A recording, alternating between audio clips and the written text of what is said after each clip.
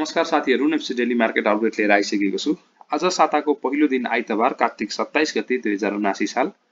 आज भने नेप्से 10.54 अंकले घटेर 1883.16 बिन्दुमा रोकिएको छ।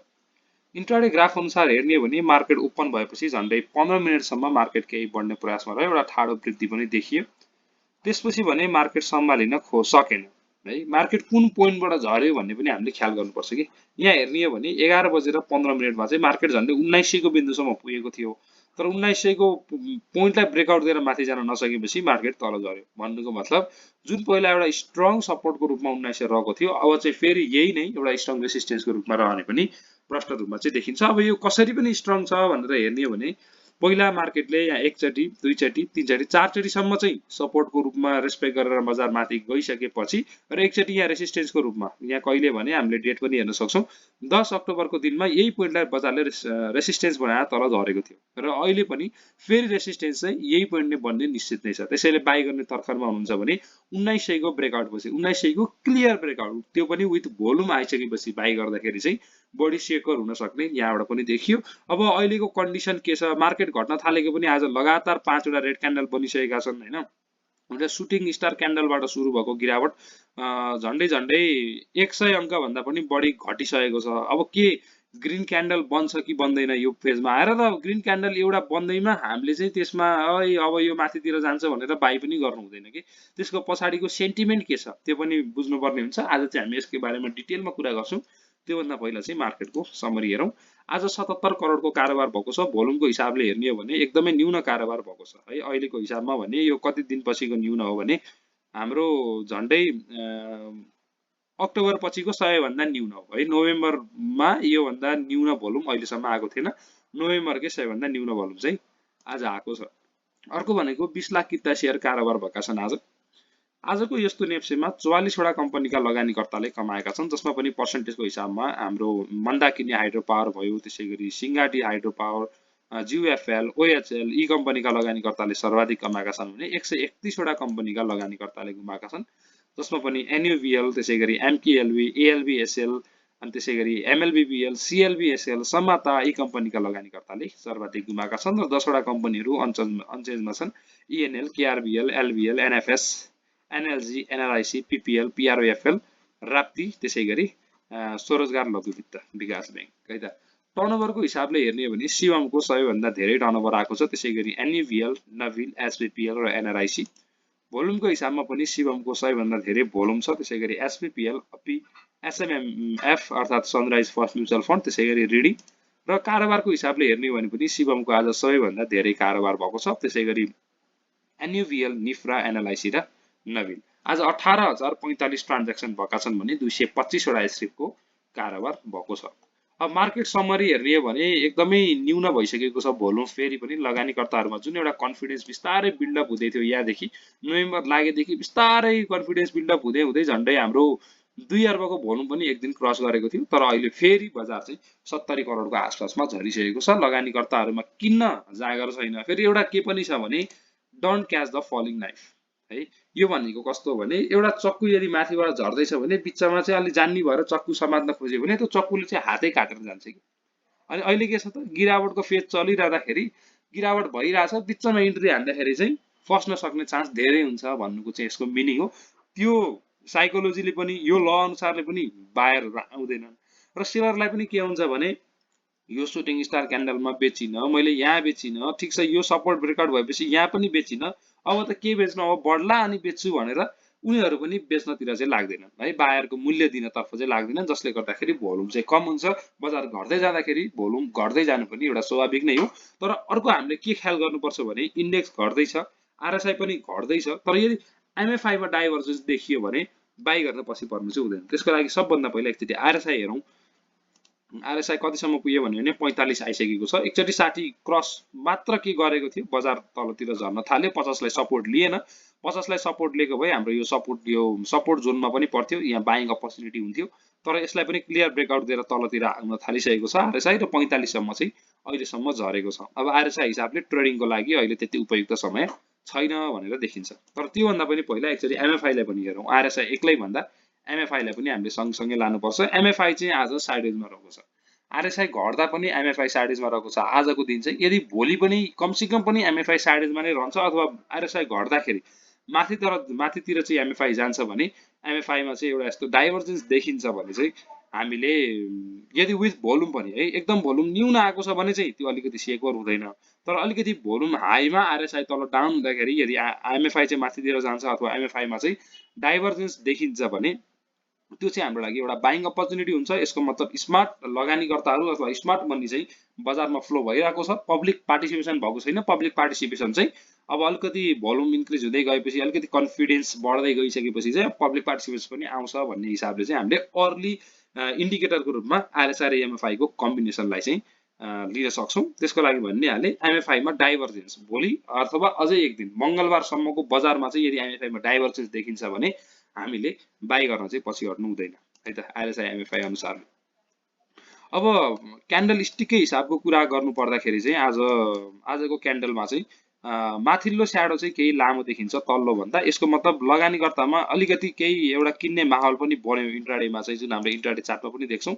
झन्डै 11:50 देखि 1:30 बजेसम्म एउटा राम्रो माहौल बनेको थियो, तर त्यो टिक्न सकेन के। यो पोइन्ट भन्दा माथि जान सकेन अथवा यो पोइन्टसम्म रहन सकेन, लगानीकर्ताहरू फेरि सेलिङतिर आए भन्ने कुरा चाहिँ क्यान्डल स्टिकबाट पनि देखिन्छ। अब अन्तिम समयमा अलिकति केही माथि आएर त बन्द भएको छ, तर ओभरअल क्यान्डलको सेन्टिमेन्ट अनुसार बुझ्दाखेरि चाहिँ लगानीकर्ताहरूमा त्यति बाई गर्ने जाँगर चाहिँ नरहेको भन्ने कुरा क्यान्डलबाट पनि हामीले प्रष्ट रूपमा देख्न चाहिँ सक्छौँ है त।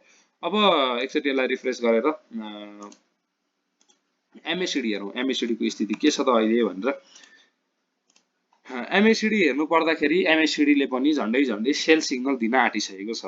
यसले बाई सिग्नल कहिले दिएको थियो भने हामीले 9 अक्टोबरको दिन यहाँनिर बाई सिग्नल दिएको थियो भने झन्डै यहाँनिर सेल सिग्नल दिन आँटेको थियो, भ्याएको थिएन।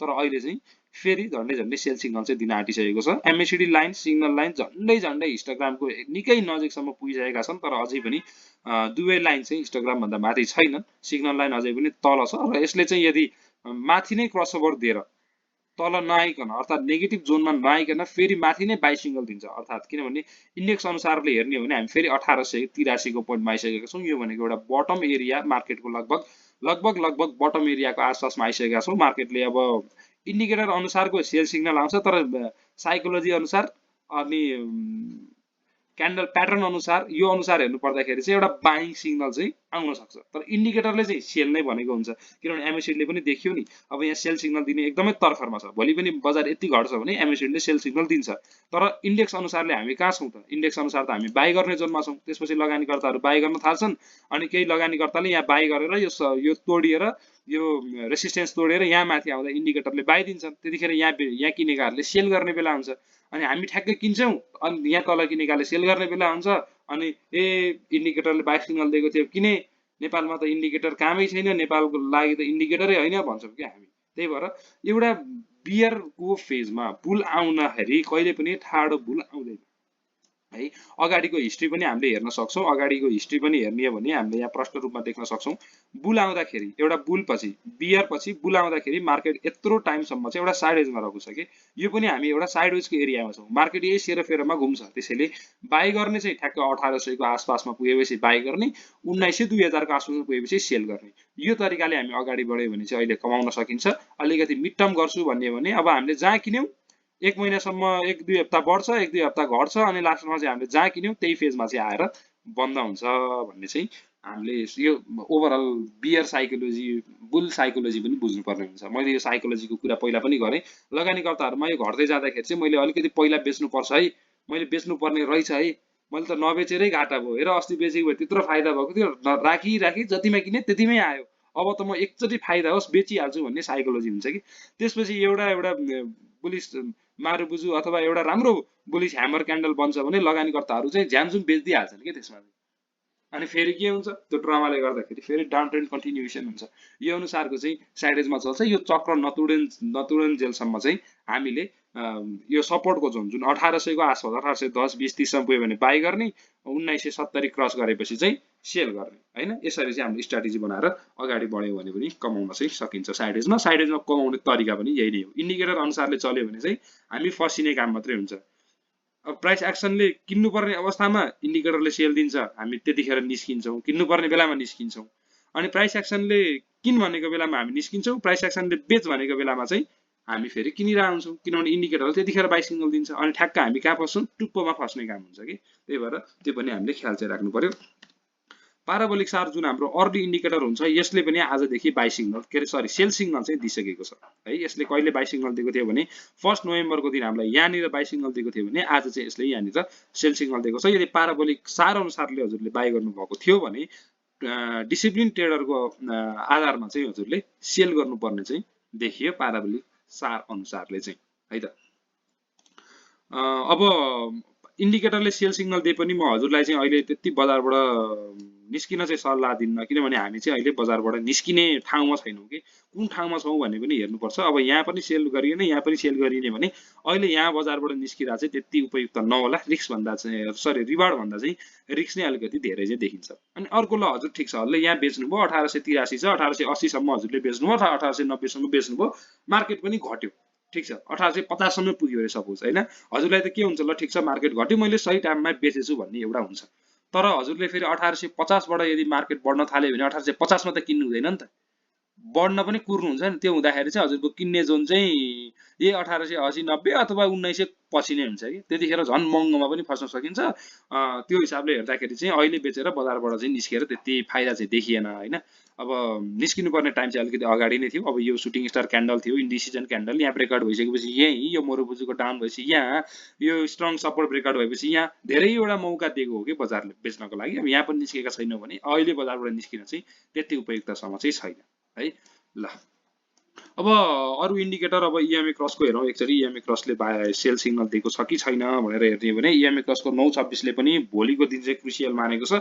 भोलि पनि बजार घट्छ भने 926 ले पनि सेल सिग्नल दिन्छ, यसले पनि बजारमा चाहिँ नेगेटिभ माहौल ल्याउन सक्ने सम्भावना चाहिँ रहेको छ है। 926 को हिसाबमा किनेकाहरूले पनि यसमा बेच्न सक्छन्, धेरै जसोले त यही बेचिसके हैन।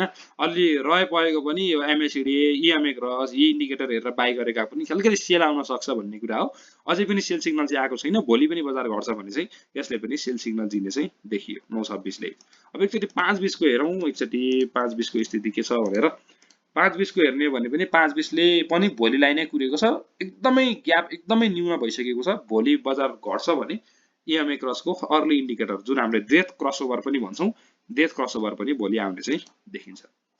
ल अब आज यति नै इन्डिकेटर हेरौँ, धेरै इन्डिकेटर नहेरौँ, भिडियो पनि केही लामो भइसकेको छ। अनि मैले आरएसआई को भिडियो बनाउँछु भनेको थिएँ, थम्बनेल पनि रेडी बनाएर राखेको छु, तर समय नभएको हुनाले बनाउन सकिरहेको छैन। समय मिल्ने बित्तिकै मैले बनाउने छु। आजको भिडियो यति नै गरौँ। यस्तै शेयर सम्बन्धी जानकारी, आइपी एफपी र लेटेस्ट जानकारी पाउनको लागि हाम्रो च्यानललाई सब्स्क्राइब गरी बेल आइकन प्रेस गर्न नबिर्सनु होला। आजको भिडियो यति नै गरौँ, धन्यवाद।